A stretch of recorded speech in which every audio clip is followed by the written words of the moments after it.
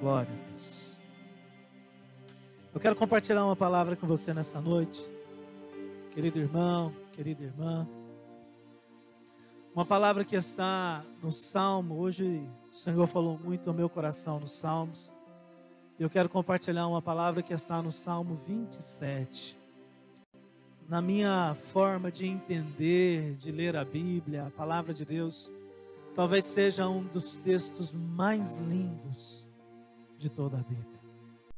No Salmo 27, versículos de 1 a 4, o salmista disse assim: O Senhor é a minha luz e a minha salvação. De quem terei medo?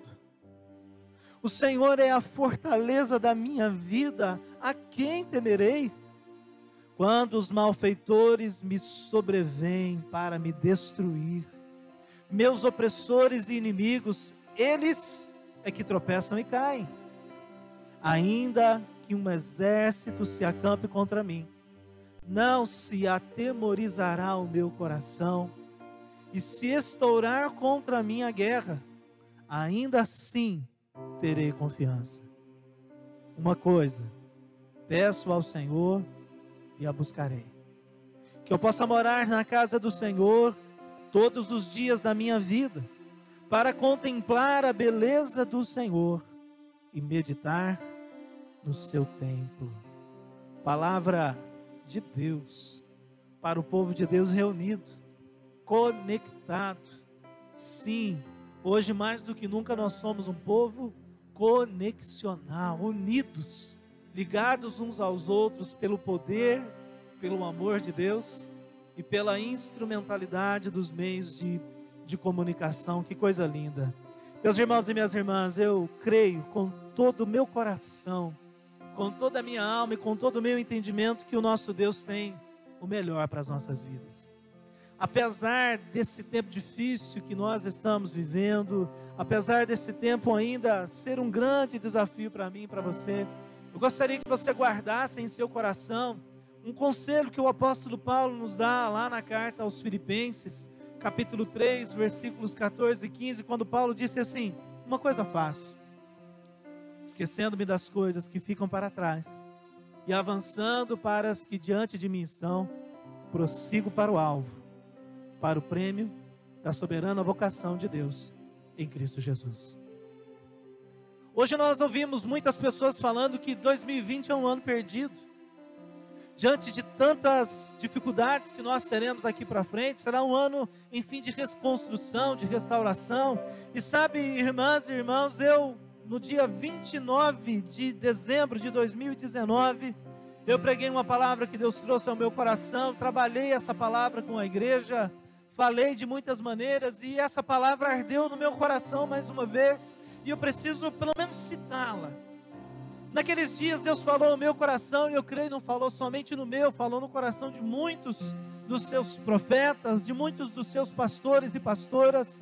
O Senhor falou no meu coração, e eu creio que Ele falou no coração de muitas vidas, que 2020 seria, naquela época, no finalzinho de 2019, que 2020 seria o ano aceitável do Senhor.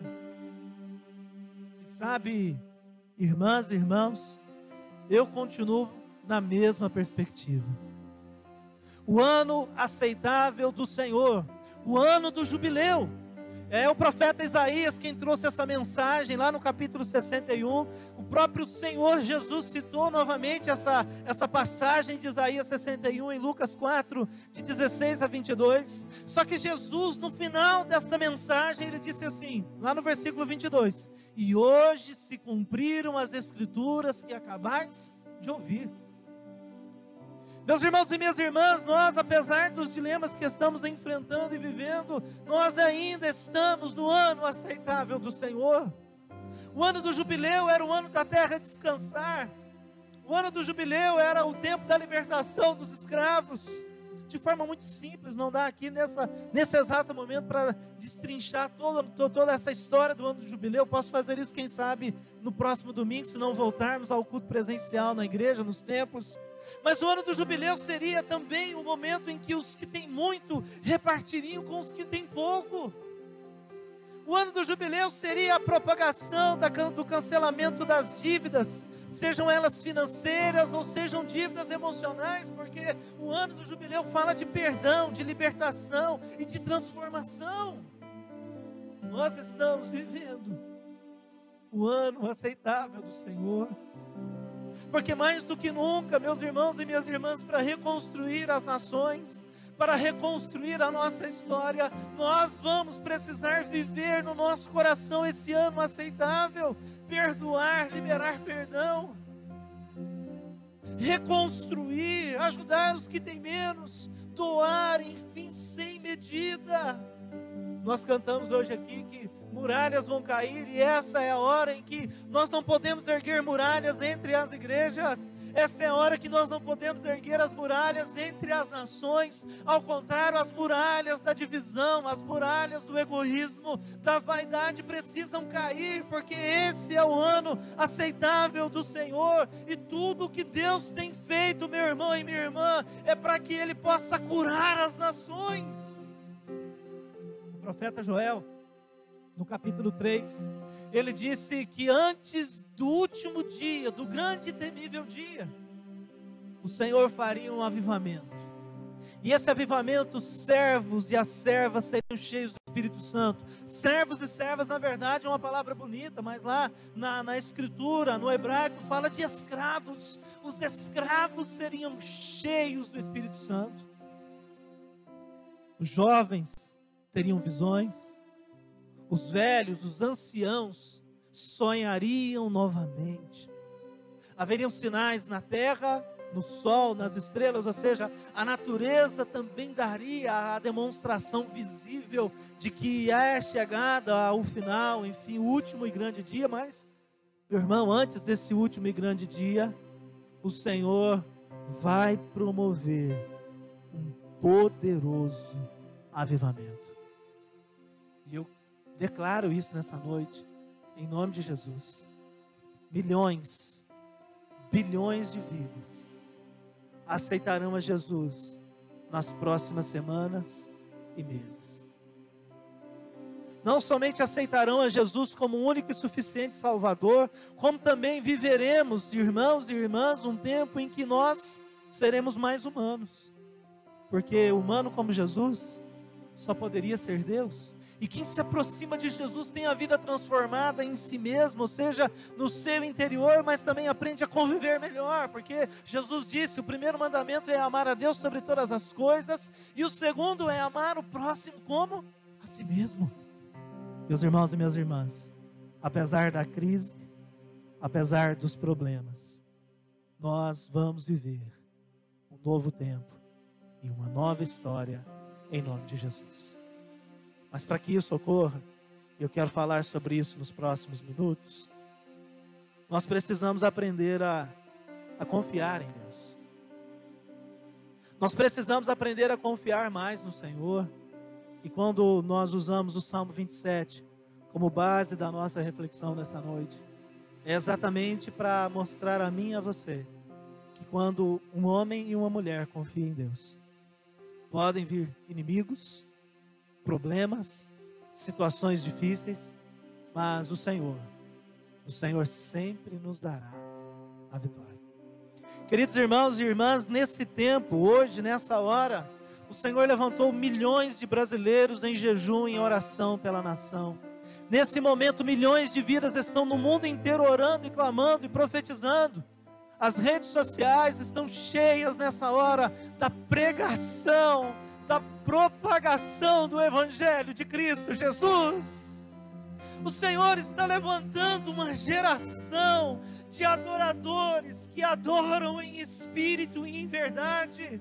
O Senhor está levantando em todo o mundo uma geração de adoradores, não de religiosos, porque nesses dias, apesar das muitas críticas que nós ouvimos, das igrejas estarem fechadas, mas é o agir de Deus quebrando o espírito de religiosidade. Muitas pessoas eram religiosas, achavam que para adorar a Deus precisava estar no templo. Nesses dias o Senhor está quebrando o espírito de religiosidade.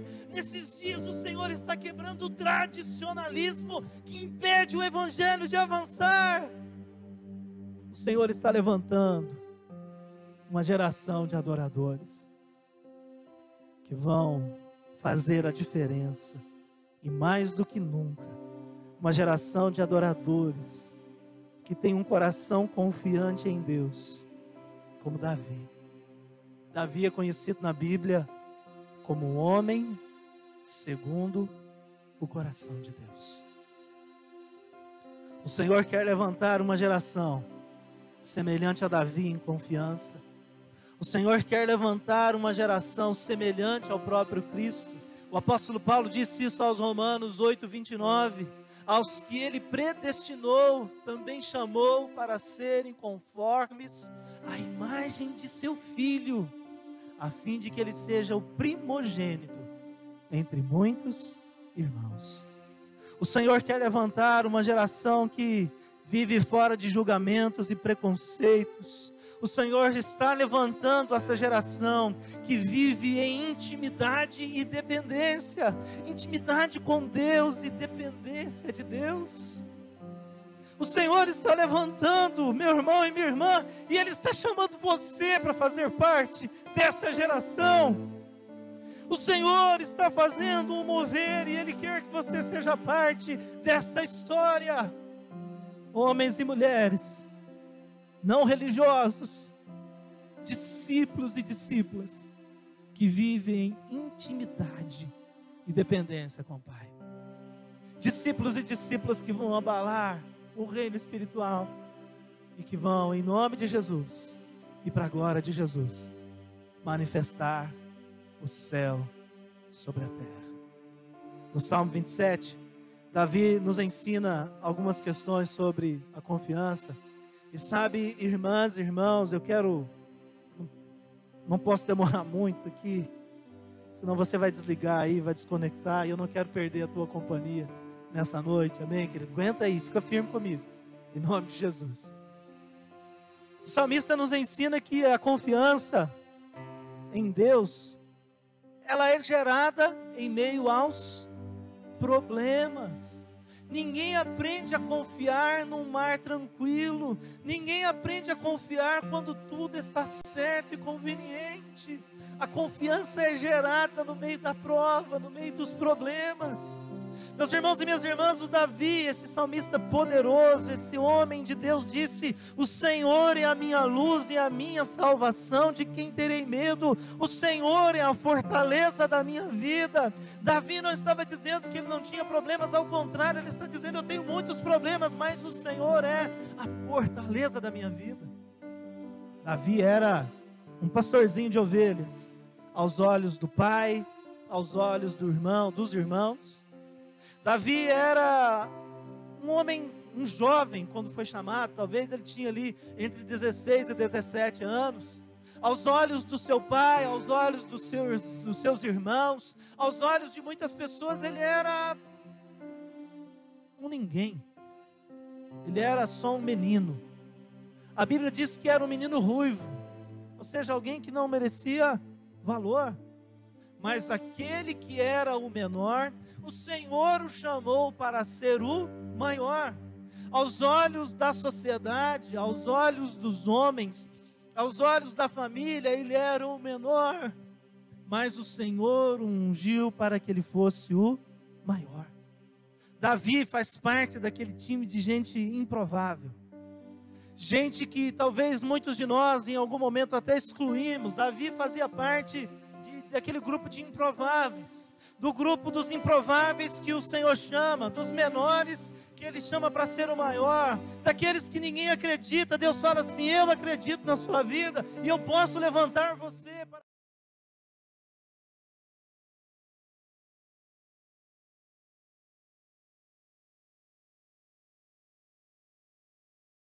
Podemos ouvir o salmista cantando a Deus e dizendo: o Senhor é a minha luz, o Senhor é a minha salvação. Em outras palavras, era como se ele estivesse dizendo assim: eu olho para o Senhor, eu olho para o Senhor. Eu sei, meu Deus, que eu tenho problemas, eu tenho inimigos, eu tenho pessoas que não me querem bem, eu tenho, enfim, enfermidades, dores no meu corpo, eu tenho angústias na minha alma, mas eu não olho para isto, eu olho para o Senhor. porque o Senhor é a minha luz, o Senhor é a minha salvação, o Senhor é a minha fortaleza. Talvez hoje, meu irmão e minha irmã, nós nos sentimos fracos, sem força, mas se olharmos para o Senhor e declararmos a Ele o nosso amor, creia, Ele nos fortalecerá. Joel, o profeta Joel, no capítulo 3, no versículo 10, ele disse assim: diga ao fraco, forte sou. No Salmo 73, versículo 28, o salmista disse assim: quanto a mim, bom é estar junto de Deus. O apóstolo Paulo, um grande homem de Deus, na segunda carta aos Coríntios, capítulo 12, versículo 9, ele disse assim, o Senhor falou para ele assim: Paulo, a minha graça te basta, porque o meu poder se aperfeiçoa na fraqueza. Quando nós aprendemos a confiar em Deus, nós, diante de tudo que vivemos, aprendemos a não nos concentrarmos nesse plano falível, humano, doloroso, angustiante, aprisionador, pesado. Nós aprendemos a olhar para Deus. A confiança nos mostrará que o Senhor é maior. No Salmo 27, esse texto que é a base da nossa reflexão, o salmista disse assim: quando os malvados me sobrevêm, quando os meus inimigos vêm contra mim, o Senhor continua sendo a minha força, a minha segurança. No versículo 5, nós não lemos esse texto, esse versículo, mas ele disse assim: no dia da adversidade, o Senhor me acolherá no recôndito do tabernáculo. Só uma curiosidade para você, estudando esse texto para pregar hoje, lendo o texto de um pouquinho que eu lembro de quando eu fiz faculdade de teologia e estudei hebraico. Eu fui estudar um pouquinho esse texto ontem e tive a curiosidade de lê-lo de novo no hebraico. Essa palavra recôndito, ela é uma tradução bonita na língua portuguesa, mas no sentido original do Salmo, ele está falando da caverna do leão. Ele está dizendo assim: o Senhor me recolhe na caverna do leão, porque ali Ele me fortalece para que eu seja um homem valente. O tabernáculo é o lugar onde Deus ministra, então ele fala assim: o Senhor me traz para perto dele, no seu tabernáculo, mas não para dizer assim: ô coitadinho do meu filho, ô coitadinho do meu filhinho, você vai vencer, tenha calma. Não, ele está dizendo que no recôndito, ou na caverna do leão, ele está dizendo assim: o Senhor me traz para perto dele, mas o Senhor me motiva a ser um homem valente, o Senhor me motiva a não ser um homem frágil, um homem fraco, que desiste diante dos problemas. O Senhor é a minha fortaleza, Ele me levanta, Ele me prepara. No tabernáculo Ele cura as minhas dores, no tabernáculo Ele unge a minha cabeça com óleo, no tabernáculo Ele diz: eu sou a sua fortaleza. Amém, queridos? Vai para o tabernáculo, esconda-se no recôndito da presença de Deus. Aprenda a confiar no Senhor, aprenda a viver cada vez mais diante do Senhor. Davi tinha muitos inimigos, ele disse: os meus inimigos querem comer a minha carne, eles estão querendo destruir a minha vida, mas quando eles vêm contra mim, ele disse, eles é que tropeçam e caem. Qual era o segredo dessa confiança, queridos? Qual era o segredo dessa confiança de Davi? Se você tiver curiosidade, leia depois. Ele disse isso a respeito de Saul, mas aplicando na vida dele. 1 Samuel capítulo 24, versículo 6, ele disse assim: ai daquele que tocar no ungido Senhor. A confiança de Davi estava em Deus, porque ele sabia que a mão de Deus estava sobre a vida dele. Sabe, queridos, eu já contei essa história muitas vezes, pregando aqui na nossa igreja, mas eu quero contar para você, que talvez não ouviu, ou quem já ouviu, ouvirá novamente. Mas conta-se que uma mulher muito fiel a Deus, uma irmã daquelas de oração, estava passando por muita dificuldade, e ela e os filhos vivendo fome, passando fome, e ela reuniu ali uma condição, ela ligou o rádio, estava passando um daqueles programas de ajuda, aqueles programas de rádio que eu acho que deve ter até hoje, muitos deles, em muitas cidades, em que as pessoas ligam e pedem ajuda. E ela tomou coragem, ela pediu emprestado um telefone para o vizinho, ela foi e ligou nesse programa de rádio. Era uma mulher fiel, era uma mulher temente a Deus, ela confiava em Deus, mas ela sentiu que ela devia ligar no rádio, nesse programa da rádio, e ela pediu ajuda. O locutor, né, que dirigia ali o programa naquela hora, o apresentador daquele programa, muito solícito, permitiu que ela fosse ao ar, e então ela disse no ar, no programa da rádio: olha, quem estiver me ouvindo, eu e os meus filhos estamos passando fome. Quem estiver me ouvindo, eu preciso de comida, eu preciso de alimento. Então, se alguém puder me ajudar, por favor, me ajude com o alimento. E conta-se a história que uma pessoa que servia a Satanás, numa seita satânica, ele ouviu aquela mensagem, e ele reuniu 2 dos seus discípulos, e falou para eles assim: pega o nosso carro, a Kombi, vai no supermercado e compra tudo que vocês puderem, enche a nossa Kombi de comida, todo tipo de alimento. Lembra que tem criança, então compra Danone, compra bolacha, compra muita coisa. E a hora que vocês forem até lá, vocês vão entregar a comida para essa mulher, e vocês vão dizer para ela que foi o diabo quem mandou aquela comida para ela.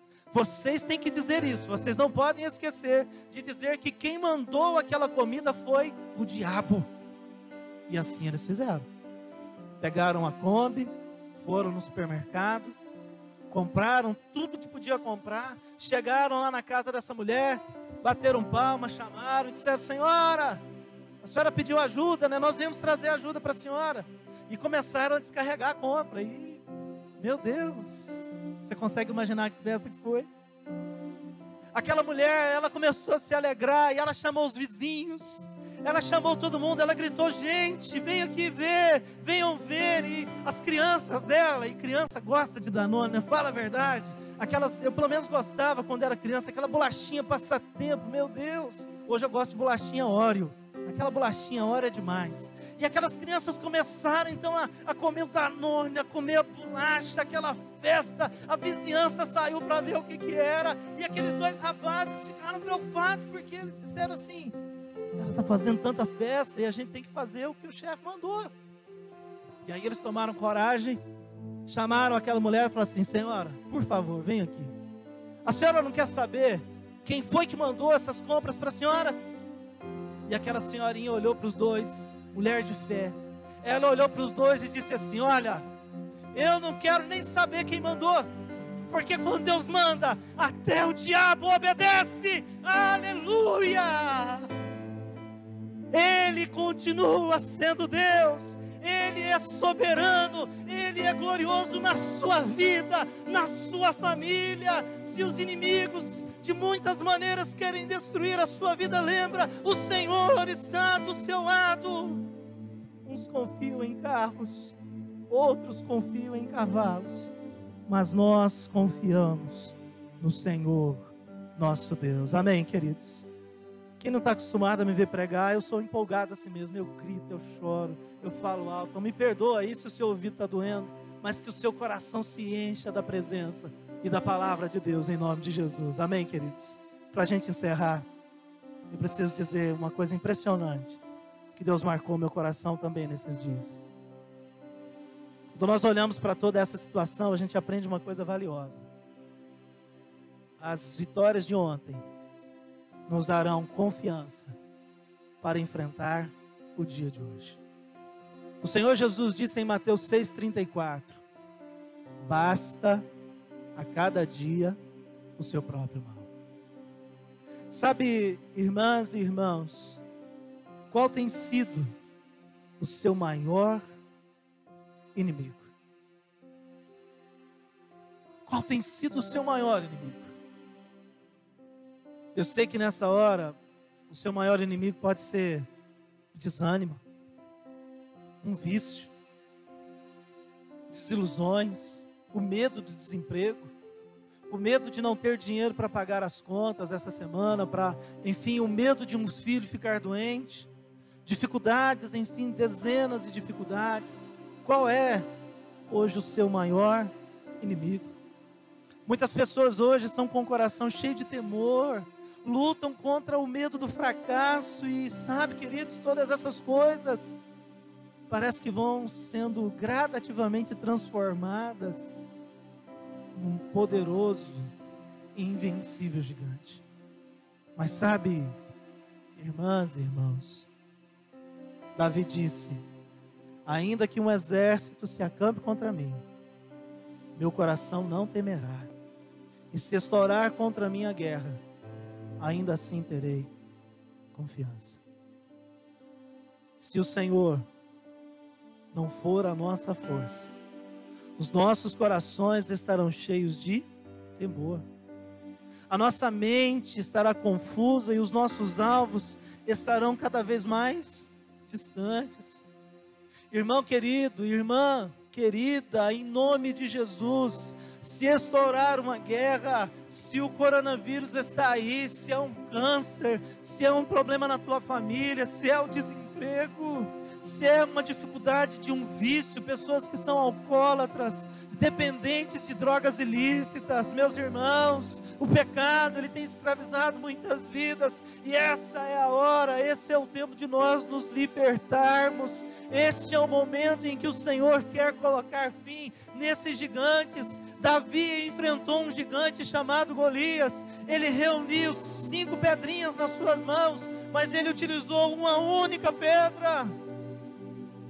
Ele matou o gigante Golias com uma funda. Ele acerta no lugar onde o capacete tinha uma fresta. Aquela pedra desmaia, faz com que o Golias desmaie. Ele pega a espada do Golias e corta a cabeça do Golias. Mas por que Davi pegou as 5 pedras?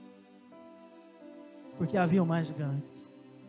E se você ler, se você tiver curiosidade de ler 1 Crônicas, capítulo 20, de 4 a 8, você vai ver que a vitória de Davi ontem deu força para que outros homens se levantassem para também matarem gigantes.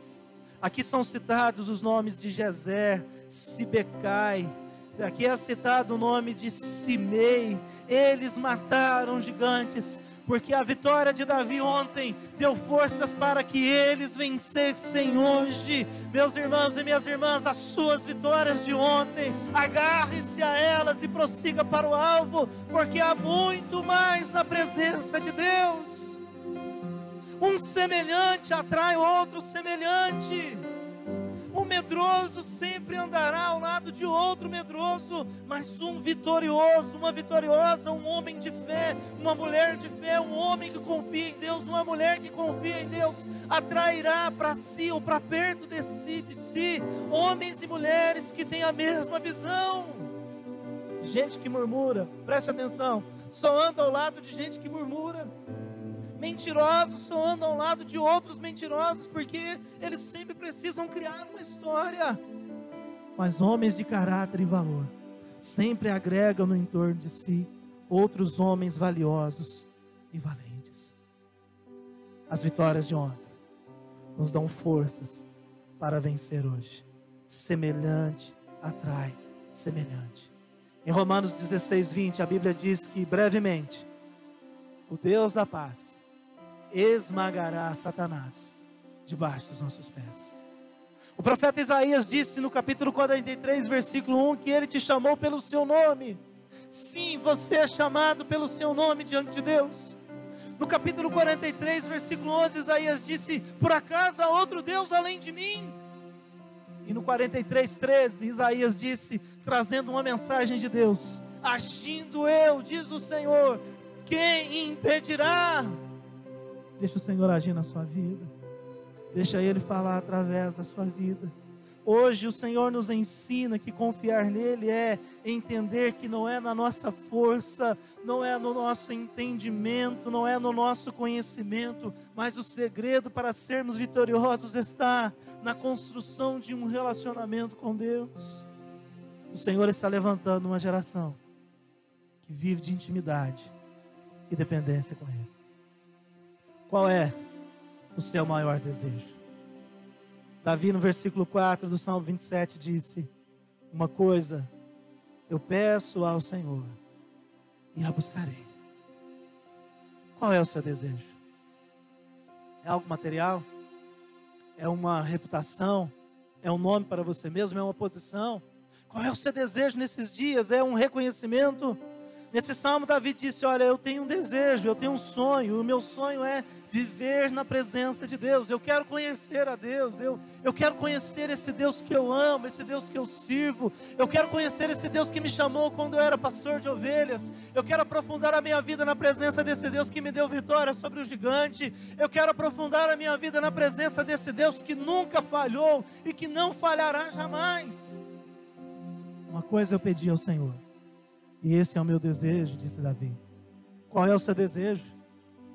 Meu irmão querido, minha irmã amada, seja qual for o seu desejo, nessa noite o Senhor quer mudar a sua visão. E Ele quer que você enxergue a vida sob uma outra perspectiva. Ele quer que você esteja cada vez mais firmado, aliançado e alicerçado nele. Ele quer mais de ti. Entenda isso que eu vou dizer para você como algo vindo do céu. Deus acredita em você. A missão de mudar o mundo e de salvar o mundo é de Deus. Mas Ele está chamando você, meu irmão e minha irmã, para sermos os agentes da missão do céu sobre a terra. Ele acredita em você. E Ele vê tanto valor na sua vida que Ele enviou aquilo que Ele tinha de melhor. Ele enviou Jesus Cristo, nosso Senhor, nosso Salvador, para transformar a minha vida e a sua vida. Meu irmão, minha irmã, nas mãos do Senhor está o nosso passado, o nosso presente e o nosso futuro.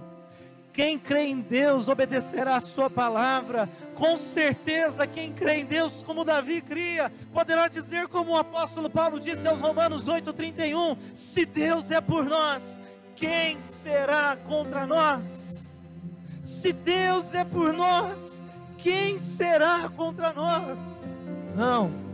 Não podemos subestimar o poder dos inimigos e dos problemas, mas entenda e creia que diante da autoridade, do poder e da luz do Senhor, como disse o salmista, o Senhor é a minha luz e a minha salvação. Diante do poder, da autoridade e da luz do Senhor, meu irmão e minha irmã, todo mal já está derrotado, subjugado e vencido em nome de Jesus. Por isso eu quero te convidar nessa hora para aquietar a tua alma na presença do Senhor. Confie em Deus. O Senhor é a minha luz e a minha salvação. De quem terei medo? Aquieta. Nós vamos orar.